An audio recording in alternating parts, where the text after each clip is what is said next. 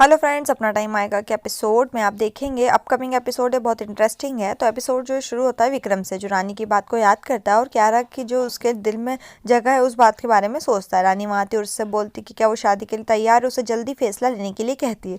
वो अपनी और क्यारा की शादी और क्यारा के साथ शेयर किए गए पलों को भी याद करता है। वो उससे बोलता है कि उसकी शादी क्यारा के साथ टाइम पर होगी। वो उसे सुनकर खुश हो जाती है। वो स्वीकार करता है कि वो क्यारा से प्यार करता है और उसे उसकी भावनाओं का एहसास कराने के लिए थैंक यू दे कहता है। वो उससे कहती है कि वो बहुत खुश है और भगवान का शुक्रिया अदा करती है। वो उससे बोलता है कि वो वीर से फिर कब से मिलेंगे, कब फिर से मिलेंगे। वो उसे बोलती है कि वो हमेशा साथ है। दूसरी ओर वीर अपने कमरे में जाता है और रानी के साथ शेयर किए गए पलों को याद करता है। तड़प तड़प के जो सॉन्ग वो प्ले होता है वो सबकी चीज़ें तोड़ देता है और रानी और बिरजू के पलों को याद करता है। वो हार लेता है जो वो रानी को गिफ्ट में दिया था और उस हार को भी तोड़ देता है। वो खुद से ही कहते हुए बात करता है कि उसने रानी को सब कुछ दिया, उस पर इतना भरोसा किया, लेकिन उसने उसे तोड़ दिया। और उससे पूछा कि अगर वो उसे ऐसे ही छोड़ना चाहती थी तो उसने उससे उम्मीद क्यों की। कियारा वहाँ आती है और उससे बोलती कि वो क्यों चिल्ला रहा है। वो अपने हाथ पर घाव देखकर उसके टेंशन में हो जाती है। वो बोलती कि वो खुद को इस तरह क्यों चोट पहुंचा रहा है। राजेश्वरी जैसे कहती है कि नंदनी की तबीयत ठीक नहीं है। नंदनी नहीं तो वो उसकी जीत का जश्न मनाने के लिए उसके साथ होती।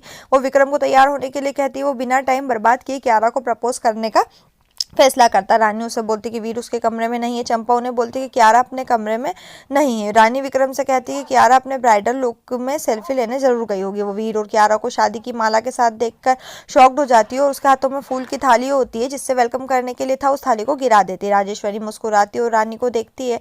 वीर और क्यारा को देखकर विक्रम और बिरजू चौंक जाते। वीर ने कहा कि शादी पहले ही हो चुकी है और क्यारा को अपनी पत्नी के रूप में रानी से मिलवाता है। विक्रम ने क्यारा की गर्दन पर नुकीले जंजीर को नोटिस किया और वो देखते कि मंगलसूत्र भी पहनी है। राजेश्वरी सोचती कि उसने खेल शुरू होने से पहले ही जीत लिया। विक्रम वीर से बोलता है कि क्या हो रहा है। वीर उससे कहता है कि उसे किसी सफाई की उपेक्षा ना करे, क्योंकि हर कोई यही चाहता था और वो सफाई भी नहीं देगा। रानी ने अपनी शादी को याद किया। बिरजू वीर से जवाब मांगता है और उससे कहता है कि उसने पहले ही कहा था कि रानी को चोट ना पहुंचाए, तो ये क्या है। वो रानी और बिरजू की बातचीत को याद करता है। बिरजू उसे बोलता है कि रानी का पति है और उसने क्यारा से शादी करके अपराध किया है। वीर उसे बोलता है कि उसकी और रानी की शादी जबरदस्ती हुई थी और वो जबरन के रिश्ते से अपनी जिंदगी खराब नहीं कर सकता।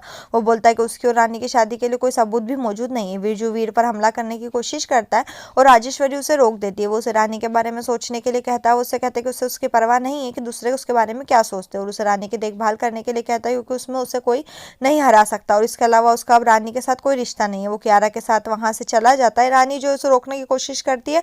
यहीं एपिसोड खत्म हो जाएगा। आने वाले एपिसोड के लिए हमारे साथ जुड़े रहें, चैनल को सब्सक्राइब करें, वीडियो को ज़्यादा से ज़्यादा शेयर करें।